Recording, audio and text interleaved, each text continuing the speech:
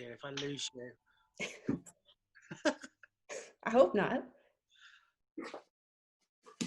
You can just log back. It's amazing. Thank you. Hi. Hi. Hello. Okay. We're all good. So thankfully, I've just had fibre optic Wi-Fi. Hey! Hey.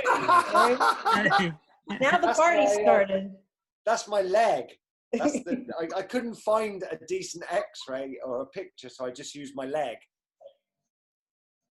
How are you, Derry? I'm all right. How are you? Yeah, I'm good, man. I've never used this before, so Exactly what I just said, actually. I'm hitting loads of random buttons. I'll probably lose you. What do you mean you haven't used it before? And you mean you didn't? Here he is. Here he is. Here he is. Yeah, you didn't come to my quiz. Is that what you're saying? Disappointed, What's that? lads. I have to say. I'll see you later. Bye. In English, please. How are you all? Anyway, all right? Good, thanks. Hey, Matty. All right. You can see me. I can see you. I think that's Sean, Matty, James. Oh, I've got it on the TV. Are you projecting? Yeah. Yeah, you're like this big. Oh. We got one of those weird virtual backgrounds going on. What, me? Yeah, you. Your shattered leg. Yeah, yeah, you got that. Yeah. Yeah, you know, yeah. Just a sec.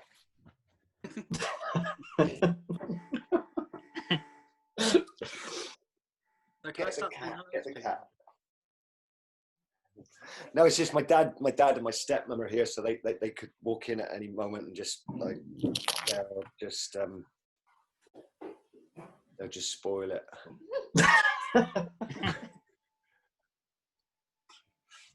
So I'm watching the screen. Still people coming in. We got 37 so far.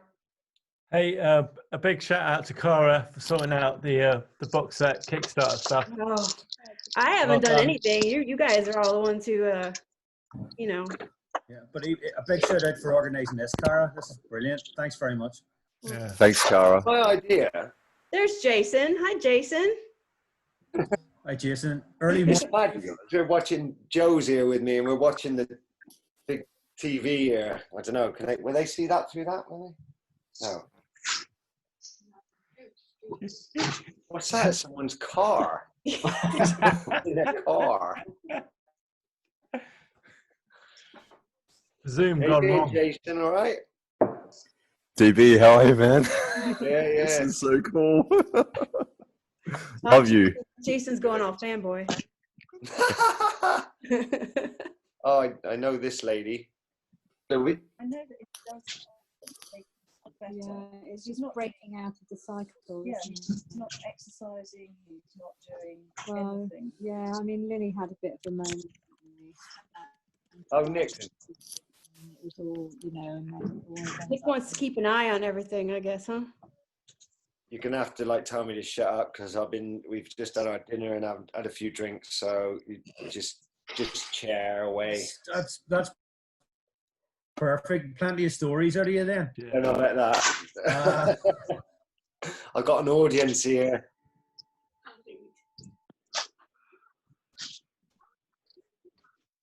Let's see. So, Cara. Yeah. Looks like I'm going to have even a few more news articles to go up to. Okay.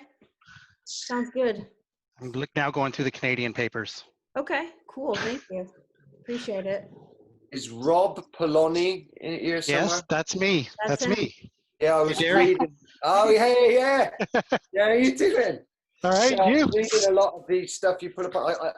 I'm thrown off Facebook at the moment. I do a lot, try and do a lot to abuse people that abuse animals. So I'm off Facebook more than I'm actually on it. So I can't reply a lot of the times. But yeah, That's no worries. Everything is great. It's great stuff. You've got everything. I was reading all the whiskey. Oh yeah. Your tour stuff and that. Yeah, and I remember you too. I remember you. Yeah, We got into lots of trouble together. yeah. Montreal, I got thrown out of the Montreal show like 5 times. Yeah. What for?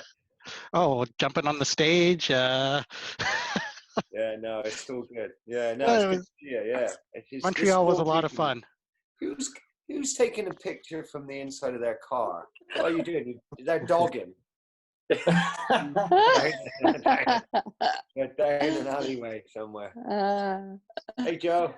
Hey, Joe. Oh, no. Oh, no. Oh, no. I'm only passing through. I'm only passing through. It's Bill. Mate, hello. Oi, oi. Love it. I'm only passing through, DP. Oh, no, mate, you stay as long as you want. You know you're welcome, brother. Only passing through on the way to Doggin, is that right? That's it, mate. Every time. As if he knows his sights, sir. Listen, I'll see you there. Yeah, well, you know the original spot though, not the new one, the original one. Yeah. Number 2. I love it. Where are you? I'm banned from number 1. Oh no! And number 3 was going to be so hot. Good, bro. Yeah, all good. All Have good. you used them Busy before in a way. MILF? Have you used? Yeah, I do. Yeah, I do use it a fair bit. It's all right. What with Raw Sports? Now you can't. Yeah. I got and Rocco does his kickboxing and stuff on it and what have you. So it's. All right. Does everybody want to get started? It looks Hey, like Sarah. we can get started here. I'll just keep letting people in. Hello. Yo. Some familiar faces. James, is he coming in? Oh, Jason. Hey, Jason. Hey. Wouldn't miss this. Oh, hello. Oh, this is brilliant. It's 10 past 6 in This the is morning. brilliant. Oh, well Oh, done. Oh, well done to you. 6 in the morning. DB, I'd do it for you, mate. Oh, excellent. I'm amazed. To Mate. Right?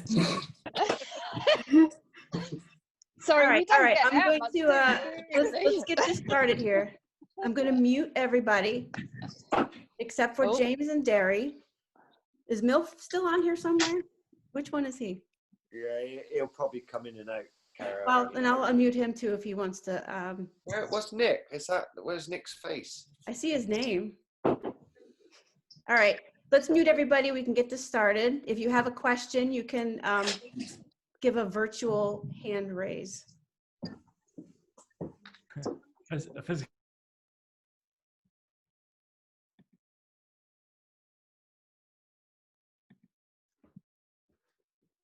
So James and Derry, you have to unmute. Yeah, I just did it. Yeah. Okay, there we go. Can you hear me? Yep, can hear you. Yeah. Okay. So who has a question?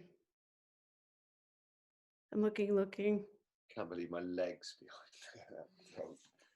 Sean Cadell will know that's a tibial plateau fracture. Michael Thorpe has a question. Okay, let's find you here. Go ahead. Unmute yourself. You got to unmute. There you go. Hello, guys. Thank you. Can you believe it's been 30 years?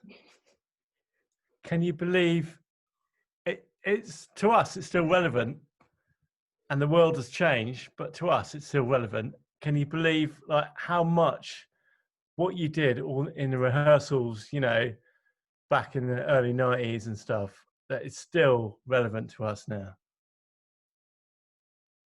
Where's James? Thank you, Michael.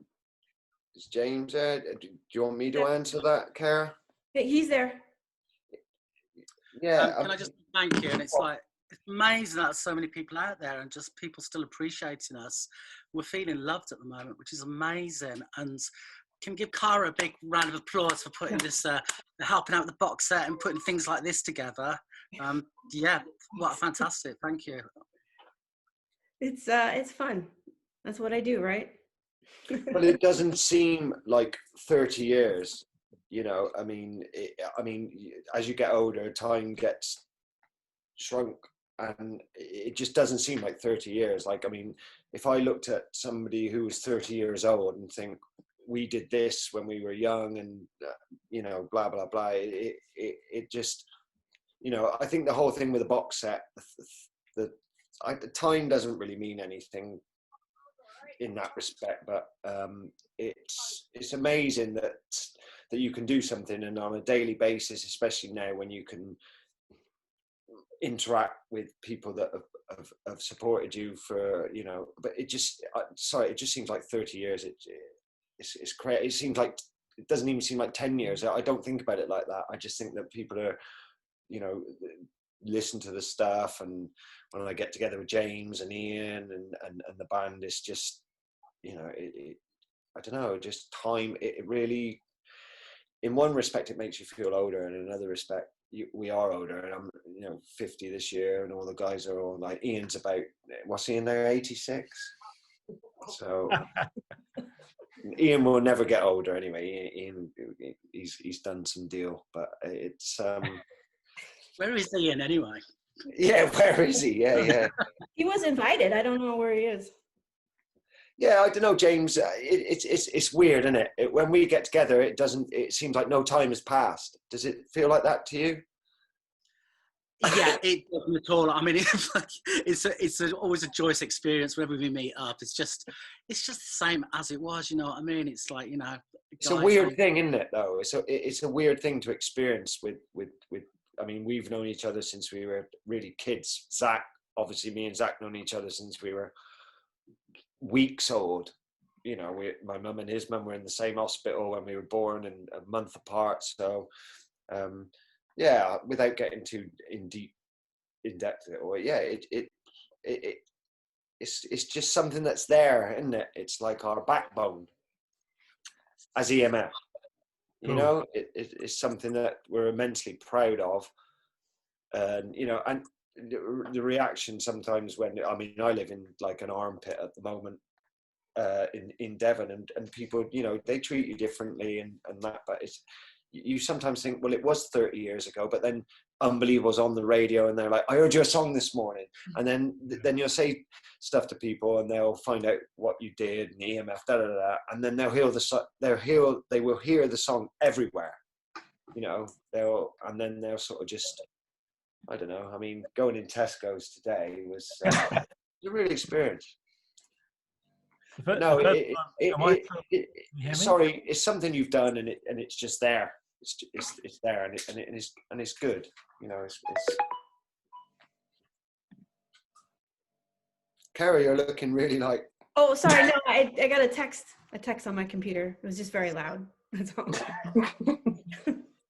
So if that answers your question, then.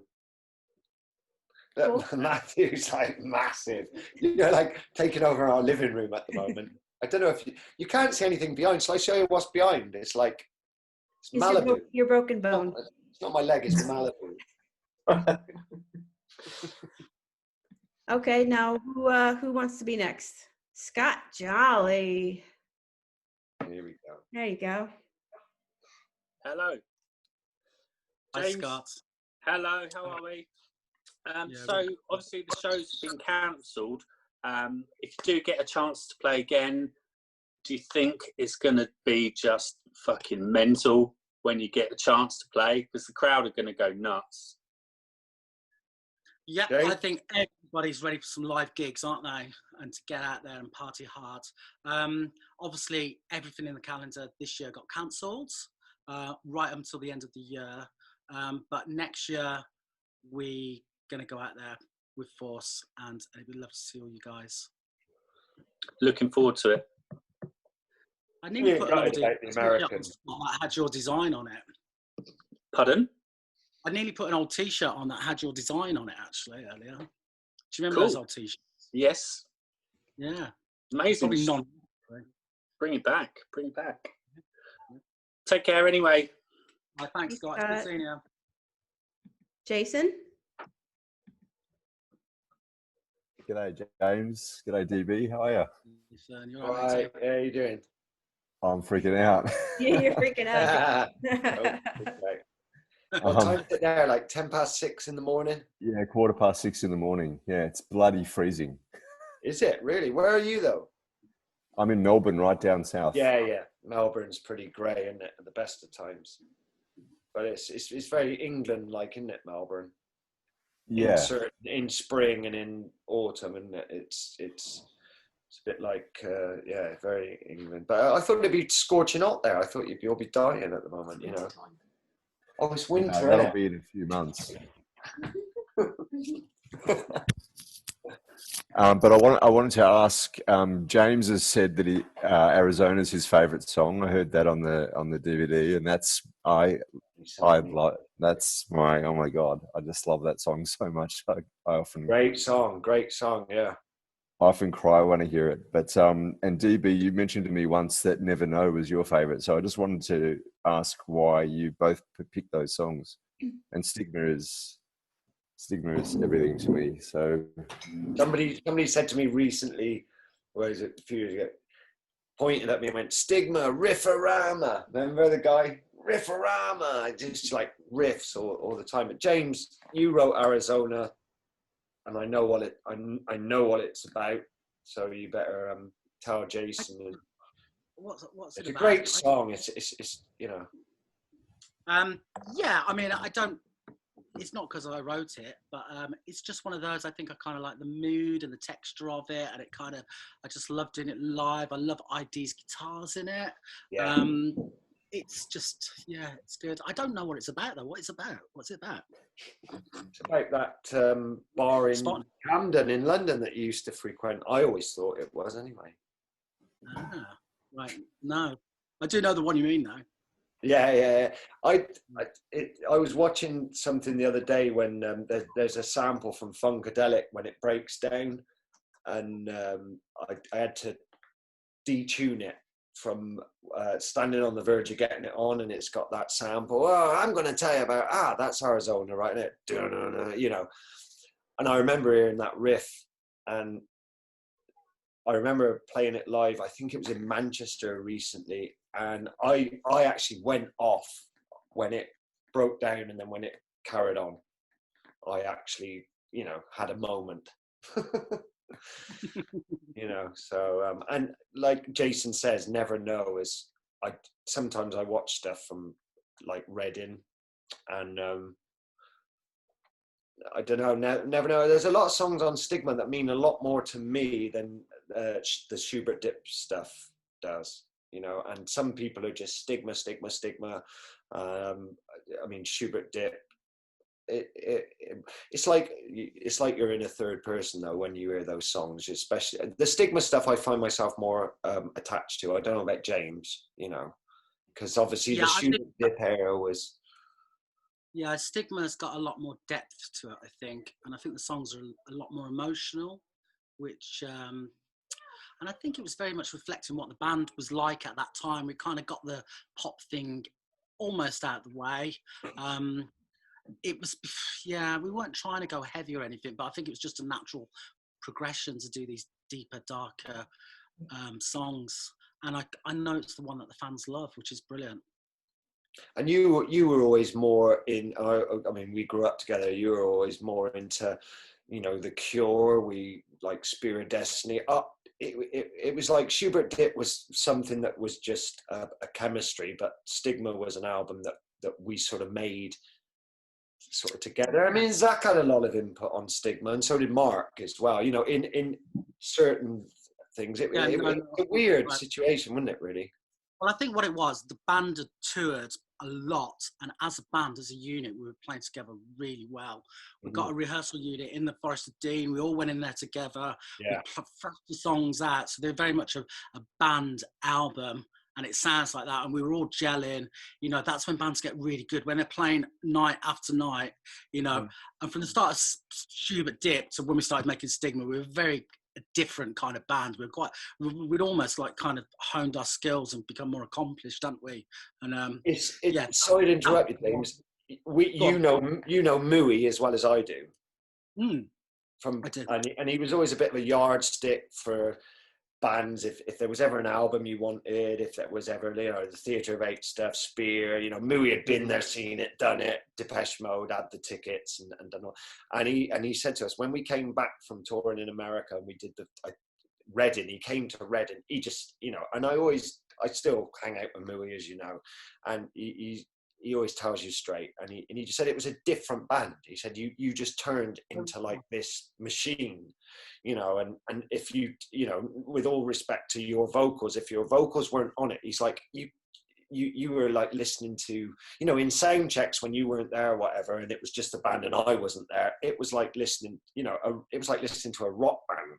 You know, you know, and then your vocals and then the samples, but he just couldn't believe it, really. He said, and when you were all together, he was just like, you know, he just couldn't believe it, you know. And he's somebody, as you know, he's always, I always listen to him, you know, he's always got a good opinion on whatever, but yeah, he just said it was just a different beast.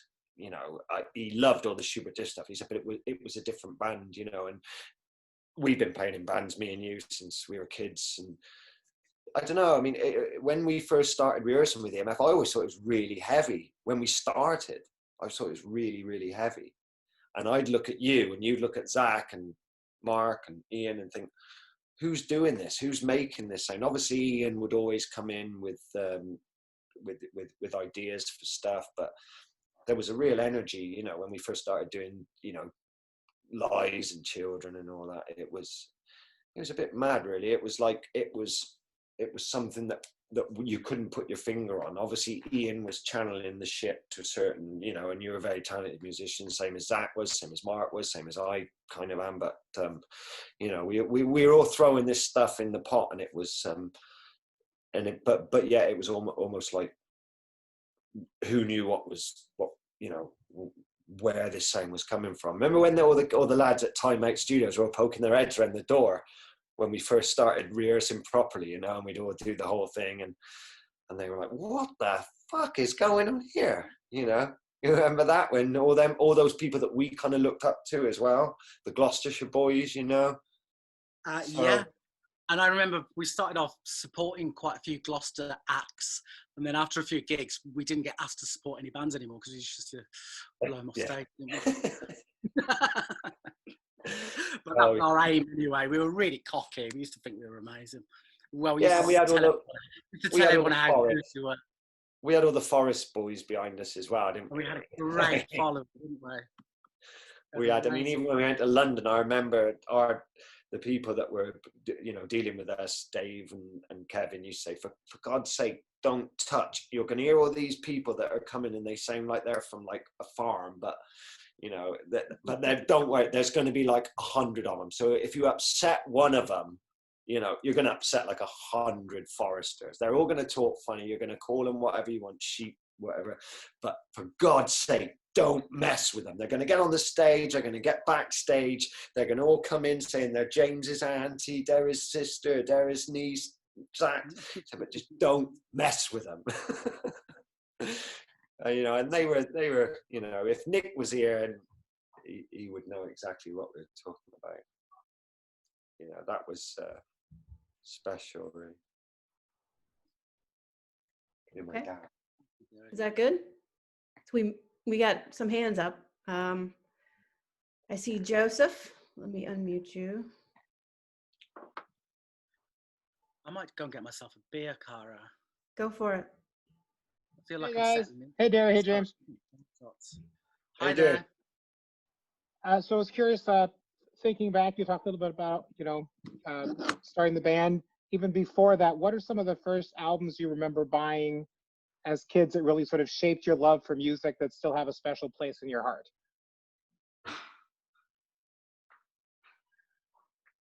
Well, James has gone for a beer, so I think I better. So I'm back now. Because you know I've had a drink. Not sure whether you're allowed to drink or not. I'm just thinking, what is the vibe here? So. I got Ribena. And it's Friday night, you know. It's Friday night, exactly. Yeah.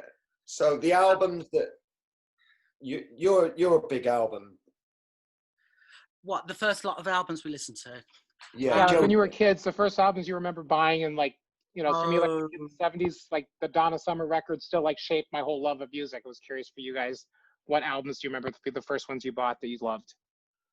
Well, I did. The first proper albums we started buying was probably when we started getting to the Smiths and New Order. New Order, yeah. And I, you know, I'm quite sad now because all I listen to is still Technique by New Order and The Queen Is Dead by the Smiths. I'm such, you know, my wife's, me too. My wife's sitting down trying to listen to new music, and I'm just like, well, you know, kind of, you know, can't we just put the Stone Roses on? But so no, yeah, it's a great question because usually people ask what albums, what music are you listening to now, and I can never answer it. But yeah, lots of New Order, and I know Derry loves New Order as well. Yeah. We were kind of massive New Order fans. I was at Glastonbury in '87, which was probably that. I just read Peter Hook's book, and he said that was the, you know, and I was there, and it was I was 16, and I know I can speak for Zach. Mark was more of a Alexander O'Neill, Phil Collins, Genesis. Ian was kind of into the Doors. But the New Order thing, I mean, the EMF name itself is from a New Order a hacienda party in Amsterdam. So, yeah, I mean, there's one thing that me, James, whoever could listen to would be Temptation by New Order, and that's it for us, right? Bizarre Love Triangle. I mean, it's New Order are there, and I've been listening to a lot of Joy Division lately, and the Replacements as well. You know, I just love that band, the Replacements, the American band. You know him, James? Oh yeah. I don't know. Check it out. I mean, when we first toured in America, that Paul Westenberg was everywhere. You know, he's the lead singer in the Replacements. But Tommy Stinson, who played with Guns N' Roses for 15 years, you know, but just one of those things on a Spotify, wouldn't it, that just came up, you know, your daily mix. And I'm like, who is this band? You know, and there's just, but like James said, most of it is, let's just put on the Stone Roses, The Queen Is Dead, or, I mean, or New Order. That's it. I grew up on Cat Stevens and Bob Dylan. Yeah, I mean, we still love Neil Young and, you know, yeah. Well, you did the Buffalo Springfield thing, didn't you? Did you pick up on that? Because you I was listening to it just now. Yeah. In Ireland at the last gig, and I was listening to it. I was thinking that's an amazing song. So what's it called? I believe I can change and I mean better. Yeah, that's Buffalo Springfield. Yeah, great song. But we grew up. I know James. I mean, we grew up on Dylan, Cat Stevens, Led Zeppelin. You know, the Rolling Stones. That was always in my house anyway. You know, more Dylan and Neil Young later on, but always, Cat Stevens, Mona Bone Jack on and Blood on the Tracks. Bob Dylan was always what my mum was playing. And then my sister got into Zeppelin, and then the Sex Pistols, and then the Exploited, and Public Image. So, you know, we had pretty cool. We had pretty cool people around us. I think that is, you know, it's British bands. I think you'd either rather be American or British when it comes to music, without being, you know, I mean, there's some great Australian bands, Jason, of course, but when you look at things, really, it's, you know, you can't really go further than the Stones, the Beatles, or Dylan, or the Zepp. Imagine Zeppelin in their heyday. I mean, it's just beyond belief, really, isn't it? That used to be the video we played on the tour bus all the time, wasn't it? What was the Led Zeppelin? Zepp, yeah. And then later on, Jane's Addiction, who are a favourite band of mine. The Chili Peppers, there's a lot of good stuff there as well. But we've just been listening to whatever Spotify kicks up. It's been, and I was listening to Robert Wyatt tonight, And who else were we listening to? Yeah, New Order are the mainstay, weren't they? If me and James had to be stuck on a desert island, I think Technique by New Order or Substance would have to just be stuck in the sand, wouldn't it? Really? Yeah. Excellent. Thank you. Thank you, Joseph. Thanks. We've got Xperia L1. What's that? Go ahead, unmute yourself. Me, hello. Hi. Hi. Hi. Joe Love. Hi, how are you? Got the love. Yeah. I'm trying to like put it like, hang on. I can't work out how to do it. Is that a Ween shirt you've got on? It is indeed. Well, it's a hoodie. I have, well, we've got the belt buckle from that chocolate and cheese, you know, the Please, belt. yeah. Yeah, I got given it by Ween's manager, actually. Oh, wow. Yeah. They're a great band. Saw them live in London, and it just, I didn't know what to expect, but they were off the scale. I've got. Look, this Where's your good man? Boobish Candle. No, I saw them in Amsterdam a couple of times, and I saw them in What is that? Sheffield. Candle. Oh, right, it's a Ween candle. How Yeah. cool is that? Yeah, they're great. They were Very, amazing. very cool. Yeah. I just went and saw them. I've seen them a few times, and then when I went to Holland, they split up. So the last gig that they did in Amsterdam was when I was coming home, and it was the night before they played in London whilst I was in Amsterdam. So They're back together now, aren't they? Yeah. Ian. Hi, James. Hey. All right, dude. Woo! How you doing, all right? Yeah, not bad, mate. I've got a question for Derry. Just wondering about the sound clip on Schubert Dip where you're trashing the hotel. I want to know the full story about that. I knew that. What is actually happening? It's real. It was a night in. Well, I was hoping it was real. James was there. Just remember, I'm a school teacher, Derry, all right? And I've got a reputation. Well, what do you want me to say? I can say the truth or the truth as I saw it. Drug-fueled 90s. Go on, tell the truth. The whole truth. I was there when it happened. The whole truth. It was just one of those crazy nights where it's on the record, though, isn't it? That's right. And it was a pretty wild night. It was one of those things where you do one and nothing happens. You do two, and then the whole world just falls down around your night, and you end up trying to jump through the window, you know, because you can fly, kind of thing. And then wake up in Kentish Town Police Station completely naked with your management trying to bail you out. That's all I remember. I think I kicked a copper in the balls as well. In fact, I did. But it was really funny because Kevin Westenberg, who did a lot of the pictures, went to his printers, which was in that area. And the guy's printing the stuff, and Kevin's watching him get more and more like, I know this kid. He was on top of a BMW, completely naked in the street. He's like, I know this guy. So yeah, that was it. It was. I don't remember anything about it. I didn't think you'd remember much, to be honest.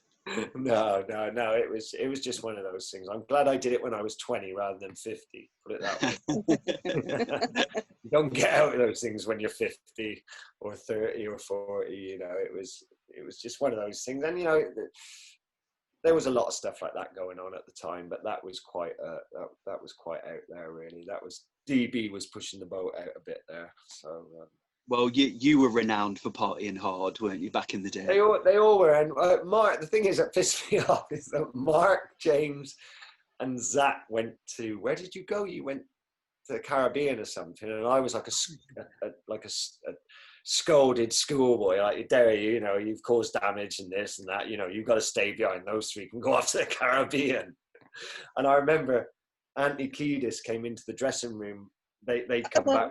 We were playing in we were playing in LA at the Whiskey. It was our first LA gig, and I remember Anthony Kiedis coming in, and he goes, "Why some of you guys look really pasty, like me and Ian? And like, the rest of you guys, you look really tan. You don't look like English guys." I said, "Yeah, it's because these fuckers have been off to the Caribbean, and I had to stay at home in London. You know, Ian was finishing the record, and I was told to stay at home. You know, like I was slapped wrists, and they all went off to the Caribbean. Yeah." Why you guys look so pasty? And some of you guys, Why you guys look so pasty? Yeah. Even I said, "Well, how come you're only 5'2", mate?" So we're all 6 footers, like. But no, good times. I was looking at the Whiskey A Go Go stuff earlier. They were, they only the Chili Peppers only turned up. They didn't like us. They never liked us. They only turned up because they kept wanting to steal our road crew, who had worked for them previously. So there wasn't much love there with the Chili Peppers. But we always loved them, didn't we, James? We went to see them quite a few times earlier on. We loved them. What did Tony say, though? He said, I'll stick with you boys. They're just moaning septics. Yeah, I don't like the Billy Checkers. The Billy Checkers. Joseph, where are you, Joseph? Sorry? Where's Joseph, the guy there? Can we get where is he in America or Canada? Where are you? Hey, I'm actually in Minneapolis. Oh, really? So when you mentioned Bob Dylan and the Replacements, like that's my hometown music. That and Prince, pretty much that was played all the time like that. Yeah.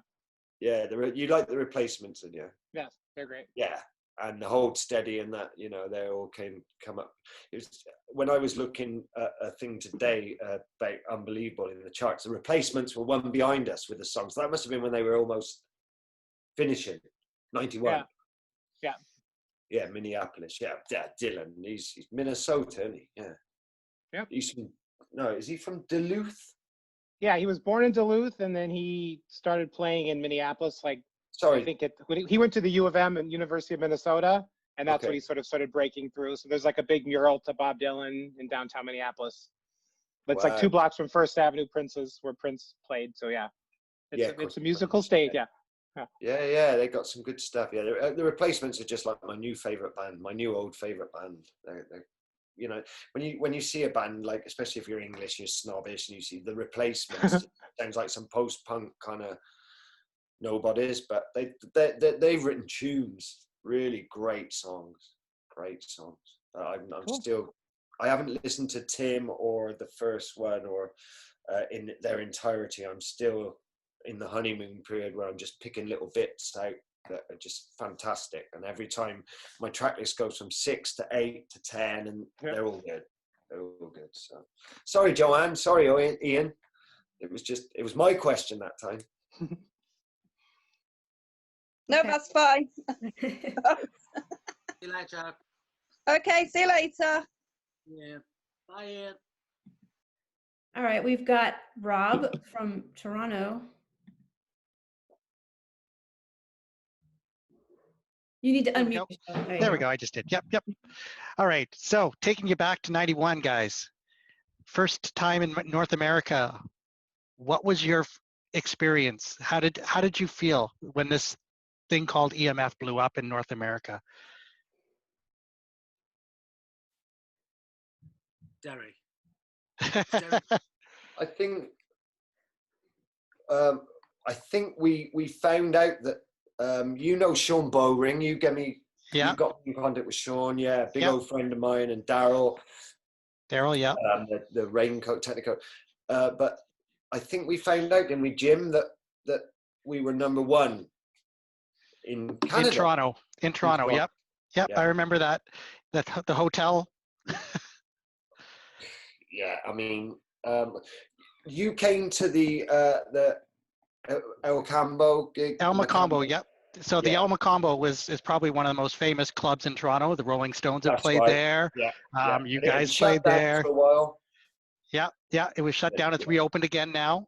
It's a great venue now, a brand new venue, totally redone. So that would be a great place for you guys to come do a showcase. But no. Right, well, so you came over for, you did what, 8 8 different shows, I think it was. New York, Boston. I think we went to Houston, didn't we, Jim? We did LA. We did Whitley. We did like Macambo, Whiskey, Paradise. New York, we would have done the Marquee, where Phil Manzanera from Roxy Music was stealing our grapes. And I said, my mum's going to kill me when she finds out. But I think I don't think there was as many as 8, maybe 6. San Francisco DNA. Yeah. Yeah, 6, yeah. LA. 7 Boston. to be, Tops. to not argue. So when you showed up here, did you expect it to be like you're coming over to an entirely different country? Did you expect it to be as big as it happened to be? The thing is, when you grow up in England with the charts, Rob, is that you are like, you're like top 20, top 40. Yeah. Outside the top 20 or top 10 that's it. And Jim Italia, that they were saying, oh, the song's number 186 on this chart, that chart, etc., etc. And to us, it didn't really compute. Am I right, James? Yeah, you are. I mean, it's such a vast country, isn't it? And then in different areas, we were at different stages. Certainly in New York and LA, in California, we were kind of on the up. But once we hit Middle America and stuff like that, we were playing, radio shows and stuff like that. But I remember the tour. I was sending postcards home on that first tour, and we were 186 in the charts. And then within 2 days, we'd gone up. By the end of it, I think we were kind of hitting that Billboard top 10. So, but it was a slow process. Where, like in the UK, you're kind of in the charts and out of charts within a week. In America, it's a long process, and you really work it. You work each territory, and which is great. I mean, it's a vast country. It's brilliant. We didn't. And the other thing, I didn't think we realised how many. It's like you go to this radio station, this radio station, this radio station. We're like a lot of radio work. Yeah, and it was great, but we didn't really compute how it worked out there, because it was we had people like Africa Bambaataa, Jim Thirlwell, Jim Fetus, taking care of like the dance clubs. And they're like, oh, it was just a bombardment, and we loved America. James Italia. I mean, I lived in America in the early '90s when we were over there in California for a while, and we loved it. We loved it. America just made us. I don't think it didn't make us arrogant, but the thing is, I always say to everybody, North America, Canada, when you start playing in America and start touring seriously, you've got to be on your mark. You can't do a 50-minute set, otherwise there's a riot. And also you're playing. You've got to be a lean, mean machine. You've got to work. It's enjoyable work. It's great, but it makes bands, and everybody will tell you this, right back to the Who and the Small Faces and all those people. Those great bands that. When you go out there, you got to work. They're doing Murray the K or whatever it is. They're doing like the great thing about America as well is when we did David Letterman and Jay Leno in England. It's just we never did Saturday Night Live, so we didn't do the Thursday, Friday, Saturday whole thing. We did David Letterman, Jay Leno, and etc. It's very much get the vibe, do the gig. The whole thing basically is a lot more professional. It's a lot more direct, whereas when you do Top of the Pops in England, you're there from God knows what time in the morning. By the time you get on stage, you're drunk and you've had enough and you're not playing live. But in America, I was going to say you're lip syncing, right? Yeah, but it's very bang, and I think that's a good analogy for how America is. It's very, direct, get in, take no prisoners. You get on top of your game definitely when you're in North America and Canada. So did it shape you as a band? Going back to absolutely, yeah, totally. James would agree. Jim, when we went, like I said, when we came back and played Reading, we'd been doing a lot of tours, because don't forget, when you go away from England, you don't just do America, you do Japan, you do Australia, you do Germany. When we came back to England. If you do watch the footage of EMF after we did come back from America, we are completely on fire. Some of those gigs we did, like the Reading was it 92 Reading? I can't remember what it was now. 92, but, yeah. No, we were just, but yeah, it was a slog in America. Like the schedule of the day, you turn up in the town, you do a record signing at a record store, then you do radio, then you do the gig, then you do the meet and greet afterwards, and then you'd have like competition winners who would host a party for you, and it was just like that, and you party fucking mentally, and then crawl in your bunk, sleep, and just wake up. And then it gets really scary when you start inviting bands like Pop Delete Yourself and Stereo MCs, who, you know, when you're younger, I guess you can party harder, but it was full on. Well, remember that tour we did? It was like 3 weeks with Stereo MCs, 3 weeks with Pop Delete Yourself, 3 weeks with Carter, and they're coming on all fresh.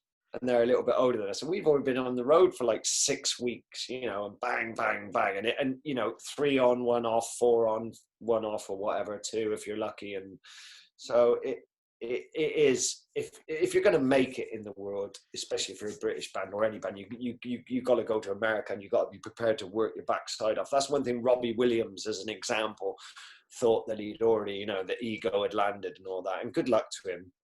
But in America, it's like, okay, what you got, you know, impress us, you know, do it, basically. So it's and we did, we had some fun, and hopefully be back next year as well, you know.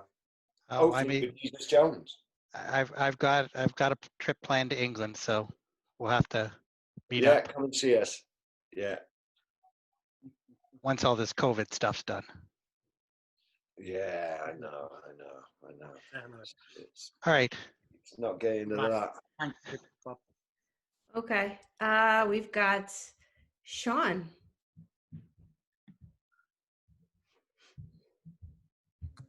Hi guys. So you know, I could talk to you for hours. Really appreciate you coming on. I have to say that the EMF family is just, it's wonderful to meet and talk to so many like-minded people. I mean, some of the questions that have been asked are questions I would love to ask, you know. Well, ask them then. Well, okay. Well, one of the things, you know, there was a different sound. I mean, I would agree completely about Stigma. It was a more mature album. There's not a foot wrong on it. And I feel if you took one of your, you know, one of your band members, or Derry, for example, take your parts out of any of the Stigma album, it's not the same, you know. And you could say that it was just, I think it's perfect, you know. One of the questions is, you know, each sound from Stigma to Unexplained to Schubert Dip to Cha Cha Cha, how do you decide, you know, what the sound's going to be, what the sounds are going to be, what the breaks are going to be, you know? How does that work out for you? How do you get to that process? And again, separately, you had one of the big things in the press was you had a fight with Carter fans at the very, very beginning when you were supporting them, and you ended up in the crowd. I want to know who was in the crowd throwing punches. That's all. MILF. Awesome. MILF took out the whole of the front row, I think. You know, I mean, I don't know what James think. I mean, James used to get quite stuck in. You're somebody who was always a bit sort of like sit back. But I mean, when you had, I mean, Zach was a tough guy. Mark would have a go. I'd have a go. MILF is MILF still here? I love the idea of you all getting wired into Carter fans. Just makes my day. Yeah, they give us the respect, didn't they, Jim? That, you know, we won them over. It was a tricky old gig, that was, because as soon as we walked on stage, we got hit by about 200 plastic cups like that. And it was, you know, Forest Boys just love to have a bit of a battle anyway. 5 mates on stage, 6 with MILF. You know, what, really? What, you're going to come on to us like this? And they never had a chance. And in hindsight, it was mental, because I had the mic stand and I was getting people, I was thinking, if they get on stage, they're going to kill us. So the first rule, don't let him get on stage. MILF had his cowbell and he was like this. It was like prop. But then we had a roadie who'd worked with the Sex Pistols, and he was on the side of the stage and he had a tear in his eye. He goes, he was like the Sex Pistols, like that. And, you know, we did gain their respect. And and it was Jim Bob's fault because Jim Bob had egged the crowd on at a previous gig. So I had it in for Jim Bob, and he was coming off to America a few weeks later. And when he got to America, he was really worried that we were going to have a go at him and like pull him up on it. But, you know, we laughed it off, and it's just one of those things. And, you know, we've been best friends since. So. And also our management were there, Carter's record company. So, but no, they picked on the wrong hombres that night, didn't they? That front row. I can remember seeing MILF down there, like, just tuning people, you know, and they were loving it. By the end of the gig, I think Jim, that Neil and Chris from the Pet Shop Boys were there, and they just couldn't believe it. And like James says, our roadie Slouch, who'd done the Banshees, Pill, Sex Pistols, you name it, and he had a tear in his eyes, and it was just like the old days, just like the old days. Well, I love to hear it. But they didn't. They soon sort of started throwing glasses from a few rows back after they had a bit of us in their faces. They didn't want to know after that, I don't think, and we never had any trouble in the venue after we went and mingled. So no, we gave more than we got, I suppose. But it's a good job. I'm just glad we didn't have a coach load of 50 Foresters up there. Otherwise, it would have made these riots look like a day out at a butterfly park. And can I expect an Irish date next year? I mean, Belfast, Dublin, as you know, I mean, it's just it's criminal, really, that we're not doing more. But you know, you probably don't know this, but the gigs that you played in Belfast originally at the Ulster Hall, Led Zeppelin are famous for playing that. Did you know that was where they first ever played? They first played the Stairway to Heaven as a live band. Really? Hall in Belfast.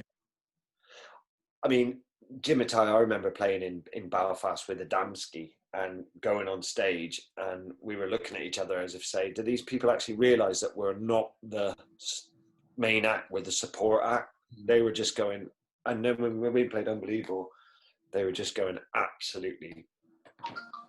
I mean, it was a real experience, wasn't it, Jim? When we first played Belfast, it was just like always wild. It's just like it's guaranteed. But I think the last gig we did was in Ireland, or in Southern Ireland, in Tipperary.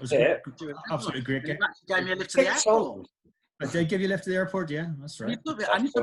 And you had my keyboard. Yeah.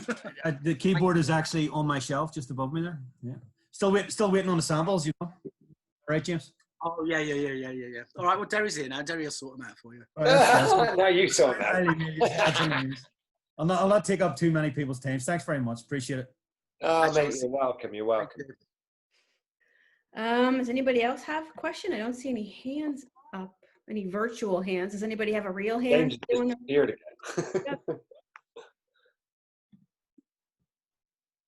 again. Chris Jones. Okay. How's it going, guys? You all right? Hey, Chris. You all right? Yeah, good. So this time 28 years ago, there was probably a very excited me queuing up at Norwich UEA for your, I think it was the Stigma Tour with Silverfish supporting. That was my first gig ever. That was the Unexplained.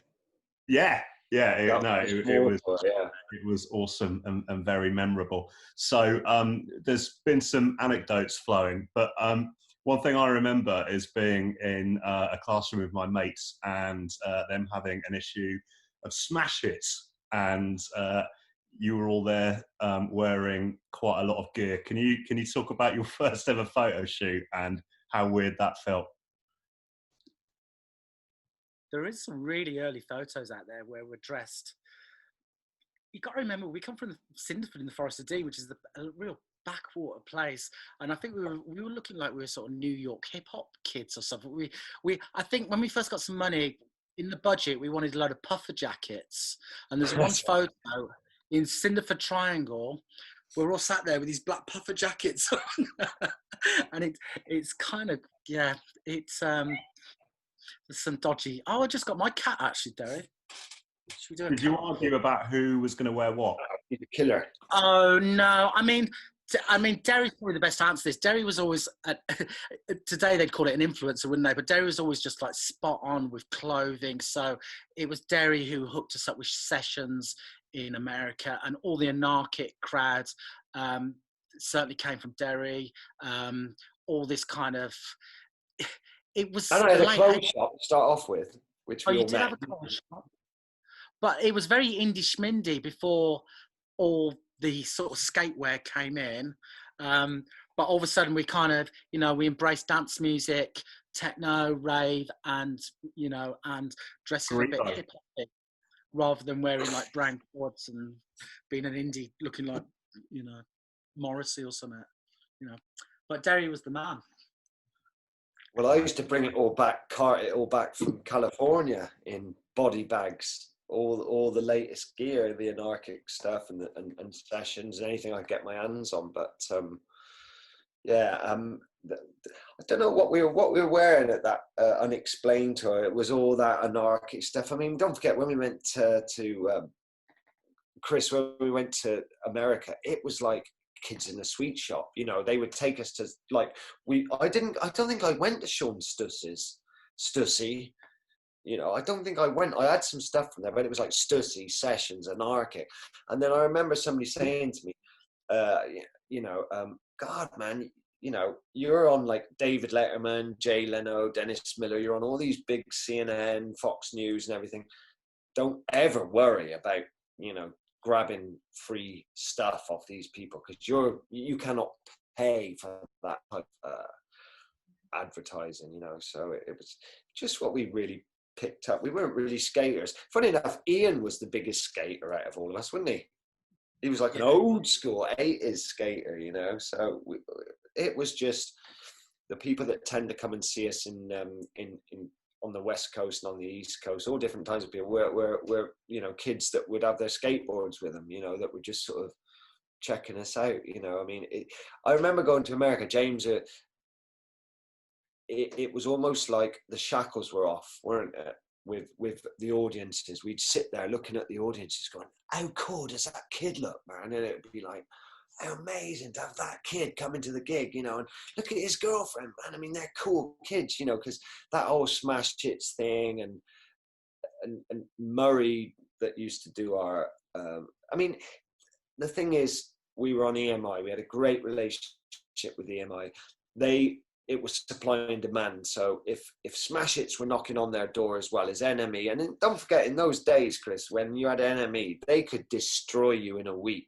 Your reputation, they could just, if you weren't good with NME, and then it was Melody Maker and Sounds, if they had a go at you, your name was mud. If we were really lucky to sometimes get front covers on the NME, usually while we were in America, of course, because they wanted to have a free jolly out there. But I mean, not like now. Though they could, couldn't they? They could just crucify you. That's it. We were so successful in a short space of time, which finally it got over to them that we really didn't care what they thought, but we did. If you wanted an NME cover, we would be like, "Oh yeah. But take the guy out and try and half kill him and half kill the photographer, take him out partying and what have you." But it was a different time, as you probably realise. To get out and just do gigs and look cool was almost like an aside, really, on what actually was going on. It was a lot more. It was a lot more than it is these days, but I'm sure it's all pretty much the same. But to have, they were the Bibles, weren't they, Jim? The NME and Melody Maker. We were constantly looking at stars, at reviews about what we were doing wrong, who was seen where. So I can do without that, But yeah, Norwich, I remember that gig. Yeah. Does that answer your question, Chris? It does. Thank you, guys. Thank you, Chris. Take care, mate. Okay. James, have you done one of these before? Do you want one more question? I'm intrigued how much you're rabbiting on. It's brilliant. It's so natural, Dave. You should have your own TV show. Well, it was my idea. One more? We have one more time for one more question, if there is one more. Any hands? No, no one's Oh, talking. Jason has a question. Jason has a question. I got 2 pages of people. Go for it. Who? Okay, I start. After your reunion, I saw you a few times live, but you never played a song from Cha Cha Cha. And I asked myself, did you don't like the record by yourself, or do you think that we don't want to listen to songs from the album? Thanks, Des. That's a good question. Yeah, it's really funny. When we're putting the set list together, there's very rarely any songs from Cha Cha Cha. I don't know. I think just because the first 2 albums are really strong, we kind of struggled with Cha Cha Cha a little bit.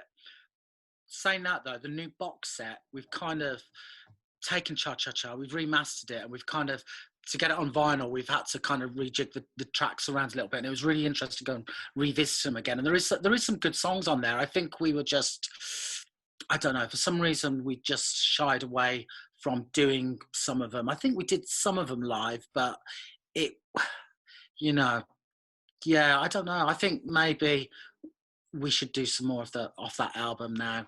I think there's enough time passed for us to kind of appreciate it a little bit. There's something about that album that kind of it's a funny vibe for EMF, and that's maybe why we didn't do any of the tracks live. But some of the stuff, you know, I don't know what we do live off that. I mean, certainly Perfect Day. I don't know. Have you got any tunes off there you like, Derry? I was watching a video the other day that just came up on my feed of us doing Shining in London at the Astoria, and there's people crowd surfing and stage diving to it. And I'm playing bass, Zach's playing guitar. You're right. Cha Cha Cha is like, when you revisit it, there's some great stuff on there. You know, I mean, but there's some really. I would have liked to have seen. Maybe not the album after Cha Cha Cha, but the album after that, you know, when things settled down a bit. You know, there's obviously a lot of the stuff that we're going to be releasing, which are the demos for what would become the 4th record, which I thought there's some good stuff on there as well. This Kid and Technotronic and Trash. There's some good sketches of songs there. But as far as Cha Cha Cha is concerned, we should just do it in its entirety at the next gig.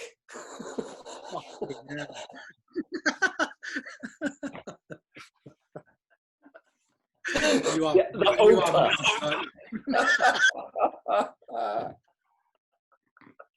you're right.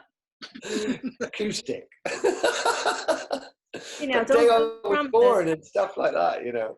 Don't make promises. That's a great question. Great question. Yeah, really good. Thank you, Des. So I think, is that it? Did you guys, anything else? Oh, we have one more. Jenna? Chris is gone. Hi. How are you guys? Oh, hi, Jenna. How are you? Yeah, we're really good. Are you well? I'm wonderful, thanks. I kind of have a personal kind of question. It's about one of Zach's tattoos. I don't know if either of you would know or if Derry would know. He had kind of, it looked to me like it's like a Haida tribal tattoo on his right shoulder.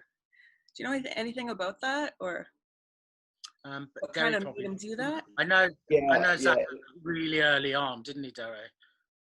Yeah, are you talking about the one that looked like an eagle? Yeah. Yeah, that was, I mean, Zach was, we went to the same tattoo place at that time, and he wanted something that, I mean, everything with Zach had a meaning to him, you know. Zach was very, you know, into that, but I don't know the exact story about it, but I remember him coming back and he wanted something that was a bit, I guess, First Nation. He wanted something that looked a bit like the kind of Chili Peppers, like he was into, and that whole eagle thing. I remember him getting it done because he didn't have that many tattoos, as I recall, but not like me. But yeah, it was definitely. What were you kind of asking about it then? Really, just like yeah, kind of like what sort of inspired him to get it? Because just. Zach was a very earthy person, very, you know, he wasn't the type of person to have like, you know, a skull on his chest. You know, everything he had would have been something to do with, I would have thought he was very in tune with nature, and, you know, that would have been something that he probably just saw. His dad was an artist, his whole family were artists and writers, so it would have been something he just kind of saw, I guess, and because we were all getting tattoos, you know, let's get tattoos kind of thing, you know, it would have just been something that, you know, like his style whenever he bought something, and James would tell you about his, you know, it would be quality. He'd always buy like quality stuff. If he bought a hammock, it would, you know, it'd be like handmade somewhere in South America. Or if he remember James when he dragged that Mexican chest back from Mexico because there was one in the hotel room and he wanted to buy it and he couldn't buy it. It was when he hid in that one time for about 20 minutes and then he dragged this, you know, he was just like that. He just had that, oh, you know, if he bought a rug, it had to be sort of, I've seen these rugs, these Persian rugs or whatever, but from I can remember him having a few of those, and he really loved that tattoo as well. But yeah, it was like an eagle with a head on the side, I remember. So it would have been a bit of that, bit of the Chili Peppers, bit of him.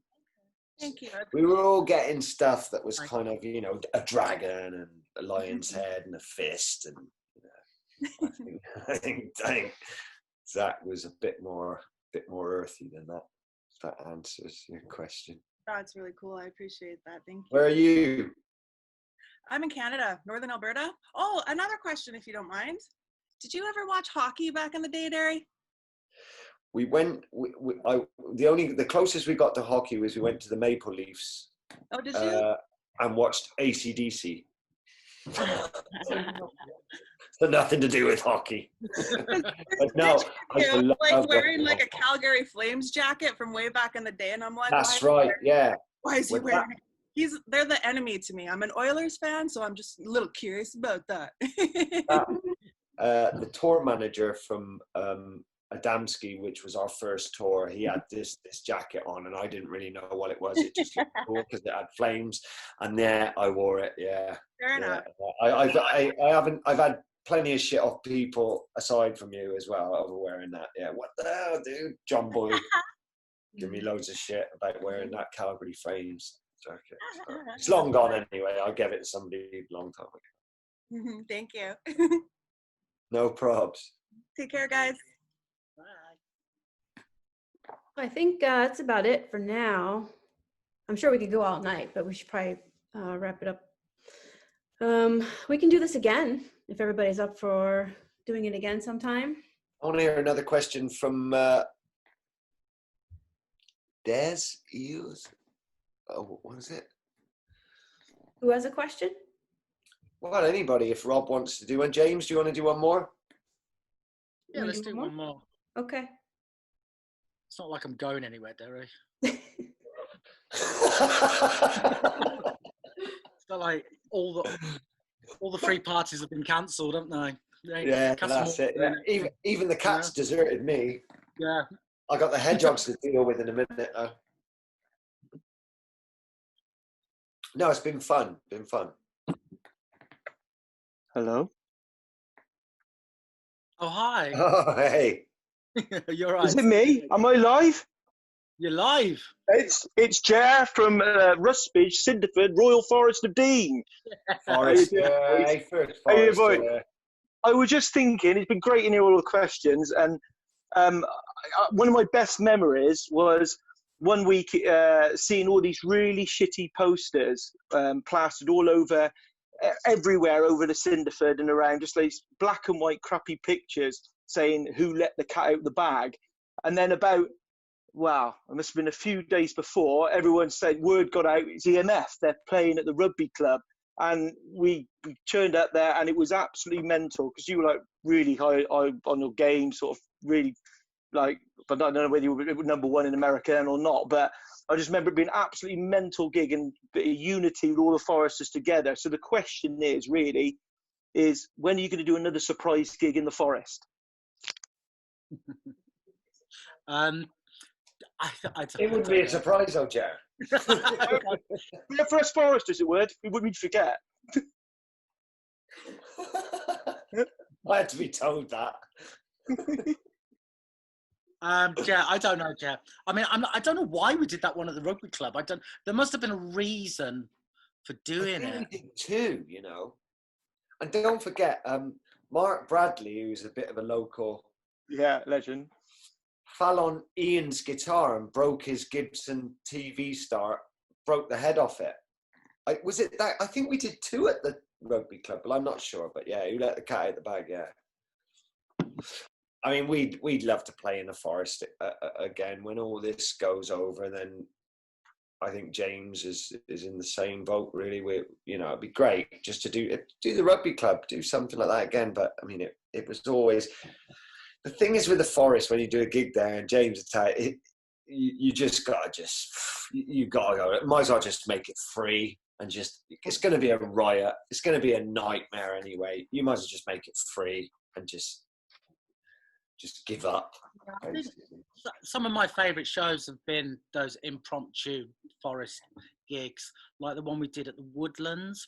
Did you come to that, Cara? I think you were at the Woodlands gig. Did I imagine that? No, she didn't. No. No, I thought that actually. No, yeah. Photos of you there, at Woodlands in Cinderford. Sounds a bit mad that you would be there. That was the first show after Zach passed, wasn't it? Yeah. No, yes. I wasn't there. All right. Okay. All right. With someone who looked like you. That's scary. I think I played bass. But yeah, I mean, the biggest Forest gig was probably the one in the caves in Clearwell. If we could sort of redo something like that, or I'd actually like to play in the middle of the forest, an open air thing. Yeah, I think that would be a nice thing to do. Trouble is, in England, you just got the weather.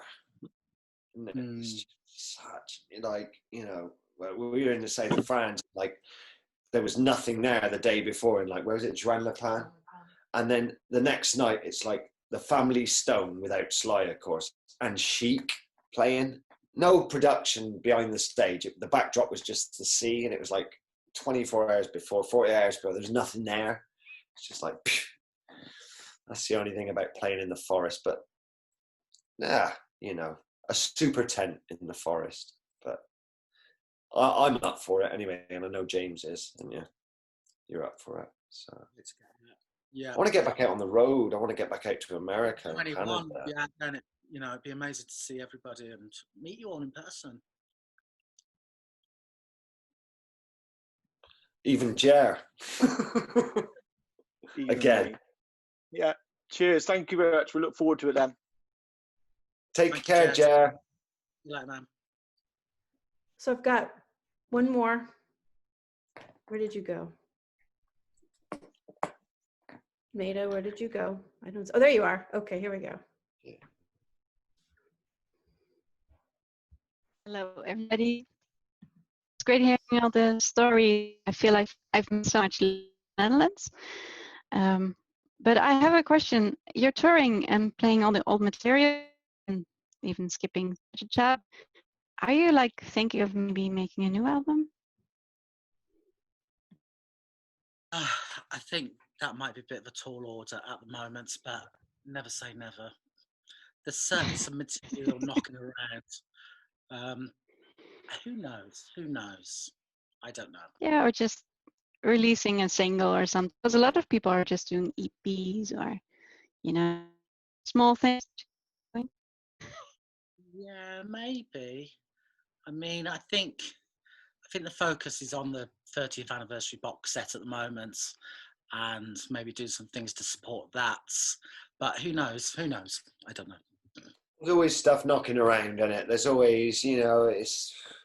I think we tend to analyze the new stuff that comes along, and you and Ian are always doing stuff, and I don't think we all get together to do what we used to do, and then have that kind of, because I'm really, really proud of Cha Cha Cha, obviously Stigma, Schubert Dipper, I remember being, 26, 27, and thinking, God, I made those 3 albums, which I'm proud of. But I think, yeah, I think stuff works differently now, doesn't it? You know what I mean? So, like you said, concentrate. The 30th anniversary, we're going to keep. There's so much unreleased stuff. There's stuff that we can't even find that we know exists that we want, you know, the fans to have and to hear.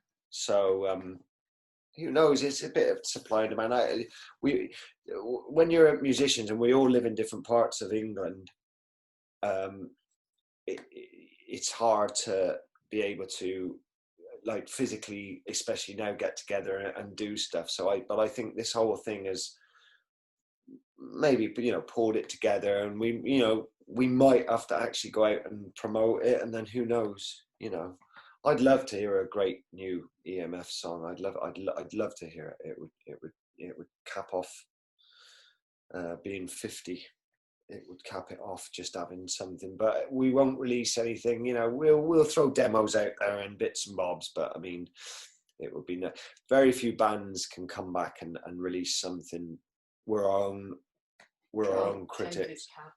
Oh, James has got his cat, but yeah, it's definitely on the cards. It's cute. We want to keep delving in, don't we, Cara, and keep getting all this other stuff that no one's ever heard, even though you don't want to because you want it for yourself. You know what? I've been lucky. I've had it for a few decades, and now it's time to share. Yeah, it's time to share. Yeah, there's a lot of stuff. Good stuff, and everybody's gonna love it. Really good stuff. Yeah, sure, Cara. Yeah, no, I mean the stuff we did where, you know, it was just the demos for the 4th album, which were just like doodlings and sketches. You know, I think people should hear that, and there's a lot of other stuff as well that people need to hear, just to, you know, just for satisfy their curiosity. If you know, if they want to, let them have it. You know, music comes from a free place anyway. I don't see why anybody should have to charge for it, really. These box sets are really special because we've remastered everything, and we've tried to do it as fan friendly as possible. And I can't wait to have one in front of me and just look at it for what it is. And, you know, but there's a lot of other stuff that hopefully people will get. Well, they will. You'll see to that, Cara. They've got to get it. They've got to get the fix. Yep. They must have it. Let them have it. Yeah. Captain Beefheart said, didn't he? Music comes from a place where it's free, so let them have it, you know. But the box set is its own thing, so we'll make sure it's all good to hear there's still stuff. Yeah there is. Yeah, I mean, some of it, like when I asked, I have to ask Cara, where's this song, where, you know, and then you send me like a live version which I never even knew existed, so it's like, I don't know. I'm kind of like the EMF vault. I kind of have most everything. So I dug up my cassette tape she sent me. What was that? Do you have everything, Cara? Do you have everything? I have a lot. You have everything? I'm gonna mute you now, Sean. Not everything. Yeah. Well, thank you very much. I just want to say hi to Cara because I haven't met her before, but we've been like pen pals for 25 years. So. Wow. And where are you? Where are you? In the Netherlands. Oh, cool. Yeah, that's why I missed lots of stuff, because I was not even close to Amsterdam, so I did not even see you live when you guys were there. We played Night Town in Rotterdam. Was it Night? Yeah, but Roadtown. Yeah, that's not there anymore. Oh, you know, it's there. Roadtown is there. Yeah, it's still going strong. Yeah, but I was like, I was in the south, in a small village, like young, a bit too young to go on my own. And 6 years so old. I missed everything. No, a little old.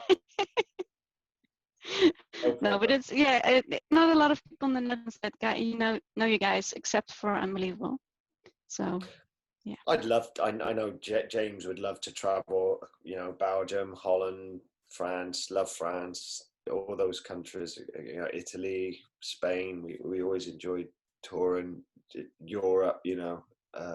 So who knows, next year I'd like to do it with Jesus Jones. I know James has got, you know, I'd like to just it's their thing too, and we've never played together, so it'd be great to just go out, play like 5, 6 to 1,000, 1,000 capacity clubs maximum, and just smash it, just have some fun. Do Paradiso, that's cool. Yeah, of course. Yeah, because you were gonna come over with the cruise, right? But that didn't go through. No. And I was like bugging Carol, like, can I just sneak in? No, Just long go on a boat, go back. Paradiso is a fantastic venue. It's great. I remember when we first played there, Jim, and it was just, I mean, it's quite a high stage, as I remember, quite high. It's like you couldn't stop the kids from just going crazy. We were like, what's going on? What's happening here? They were just absolutely just crazy. It's great. Oh, it's a legendary venue. It's one of the greatest venues in Europe, if not the world. Paradiso in Amsterdam. For one reason or another, all the bands love coming to Amsterdam, don't they? No, it's great. I would like to see you there one day. Or the Meltveg. Yeah, we played there. Yeah, Meltveg's still there too. Still there with a pillar in front of it. Yeah. Yeah. I think so. Well, they did a lot of renovation, so yeah.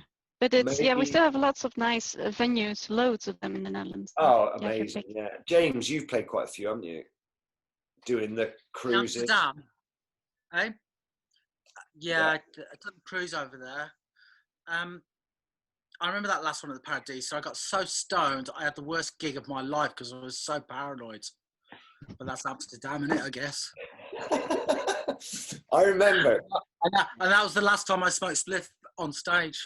Not that I smoke it now, but you know what I mean? But just like... I remember Tony Selinger, our tour manager, said, right, boys, we either start the tour of Europe in Amsterdam or we finish it, because there is no way we're going to, So we'd get there, and I think that the time when we were all trying to find a bit of darkness on the van, I think so.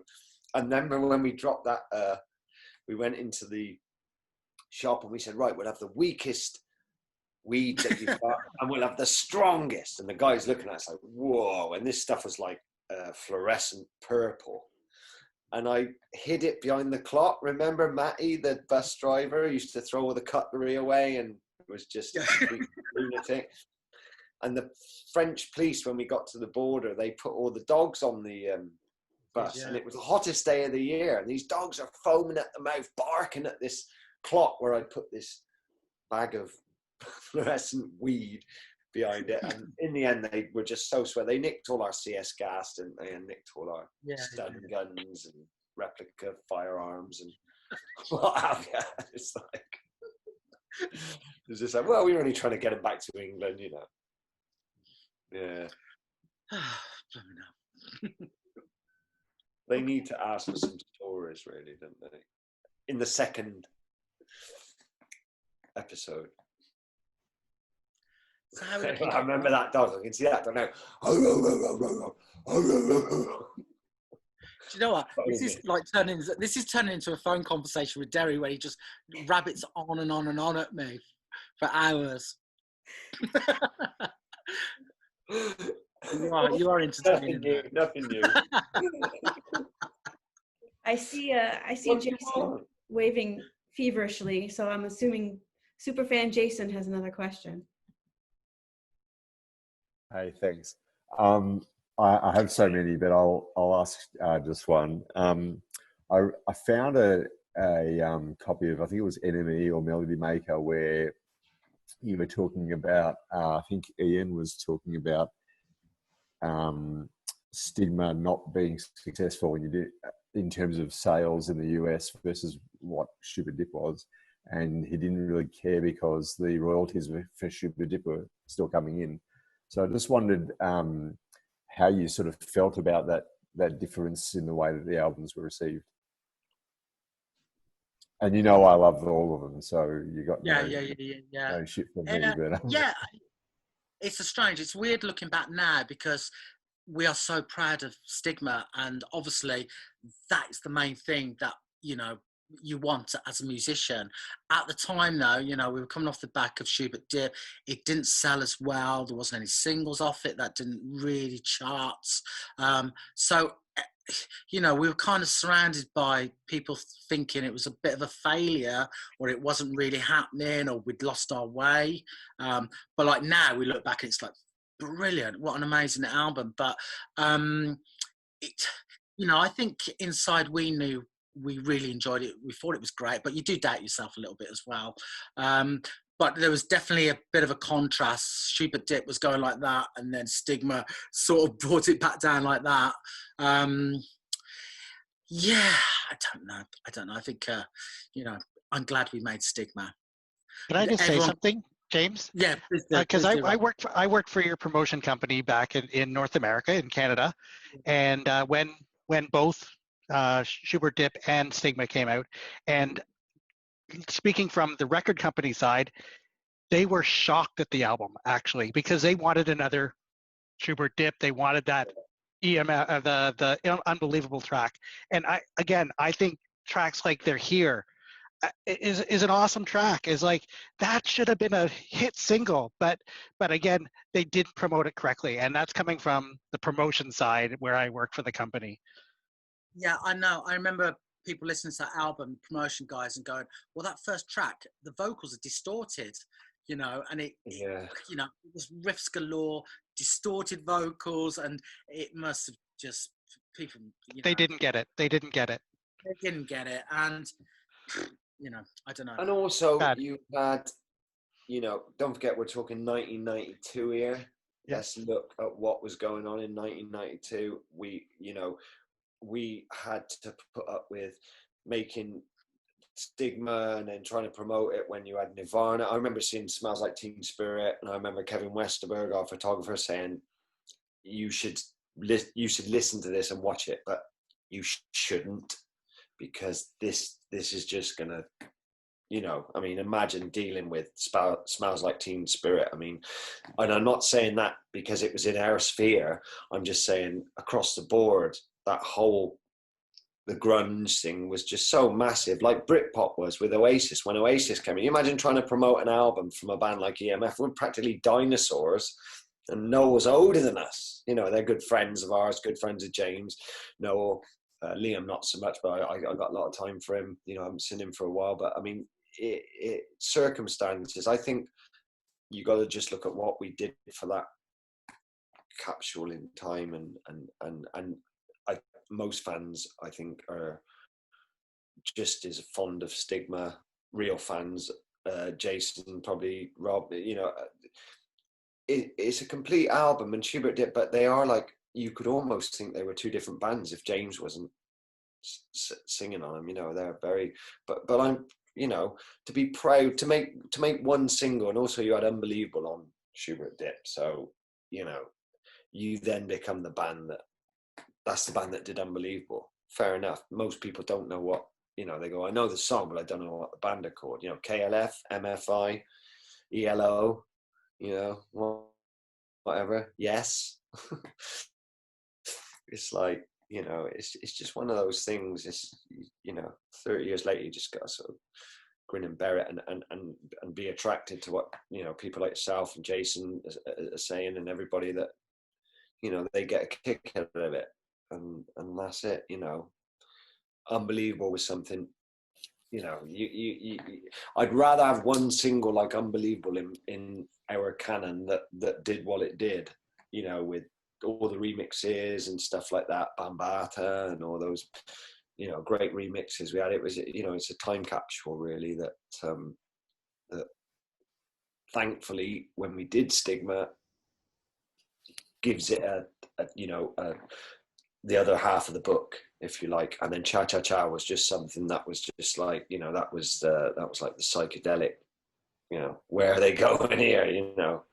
But you know, like I said, there's other stuff that will stick out, and maybe people can piece the jigsaw together a bit, you know. But I have no problems with any of it at all. Can I be really greedy and ask a follow-up question? Sorry. You're in Australia and it's like 5 o'clock in the morning.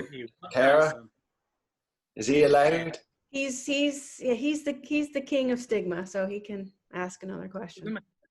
Go on, do you think it might? Do you think if different singles, or like I've always thought Inside would have been a banger. Arizona do you think that might have Inside. been Yeah, easy, or you and James have got something going on here. It's a great song, though. Great song. Well, I do love James, so I have a man crush No on your shit. No on shit. your accent. Thank you, James. You carry on. Lee. You crack on. Let's text later, yeah?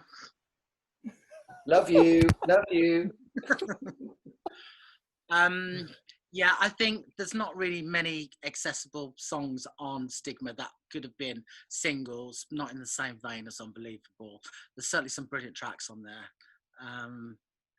They're Here. What was the first single? Was it They're Here off there? I mean, that's quite a wild track. It was Here. It was Here. That was the first single here. Yeah. I mean, there was Getting Through, but we did that off the Unexplained EP, didn't we? And then didn't have enough songs on Stigma, so we chucked it on there. Yeah. Yeah, it's kind of right. I'm done. Search and Destroy. That was on there. It was a Would it weird. be all right to finish now? What's that, James? Would it be all right to finish now? Because Oh yeah. You sure? Still awake. Well, it's almost dinner time here, so. Oh, is it? Oh my God! It's like sort of 5:30. 20 to 11 here. Yeah, we're good to wrap up. Anybody who has any questions, we can save it for next time. We'll do this again. Yeah, definitely. Can I just say, guys, it's been absolute pleasure and an honor, and it kind of feels like we're getting to know you guys a little bit, which is brilliant. And I know we know some of you more than others, but thank you so much, everyone, and thank you, Cara, for putting this together for us. Of course. I would just like to say, I don't know how to unmute everybody, but I just want to say thank you to everybody for all your support, and especially if you purchased the box set. Thank you. It's been a lot of hard work, but we're doing it, and we're really happy, and thank you. And we'll Thank you, definitely. Cara. Thank you. Yeah, we'll definitely do this again sometime if everybody is. Thank you for indulging me. Thank you. Yeah. Absolutely great. Thanks very much, guys. Bye. Good seeing everyone again. Thank you, everybody. Cheers. Bye. Oh, we do it. You haven't asked a question. What? Oh, okay. I guess we're done. Nope. Harry, bye, everybody. You were at your surgery or something, weren't you? Carry on. Yeah. Yep. And you were hoping to get home before this would start. Well, I'm actually still in the office right now, so. I can see. You might have seen my medical assistant just kind of walking around a little bit ago too. So. Did you not ask a question? Well, I didn't. You were just listening I in. couldn't think of any good questions other than play Chicago sometime. Backwards. The No, Sopranos? it's backwards. Oh, Chicago, yeah. Are you in Chicago? I'm in Indiana, about 2 hours south of Chicago. Yeah. I spent a lot of So time it's- there. Chicago. It's about 20 till 6 here in Indiana. Yeah. Yeah. I've got some good friends in. You're in Indiana, are you? I am. I actually live in Lafayette, home of Purdue University. Yeah. But I work in this wee little town called Crawfordsville. Nobody's ever heard of it. So. I've got some good friends that are now. Most of them are in LA, but they were all Chicago boys and that area. And Stuart boys all live near Lafayette, I think, somewhere near there. They're running football schools. So why didn't you ask a question? Sorry, Cara. Look at Cara. We can do this and then we'll go. Yeah, probably because I couldn't think of anything, and I was just thinking to myself, "Oh my God, I've waited 30 years to see you guys." So, yeah, but thank you so much. You can make sure you come on next time, and then by that time you can think of a question, and we can answer it. Try and get Ian on as well. Awesome, that'd be great. Well, thank you so much. Really enjoyed this. No problems at all. No problems. All right. Thanks, everybody. Cheers. Good night. Bye. Bye. Oh, it is Paul. Bye.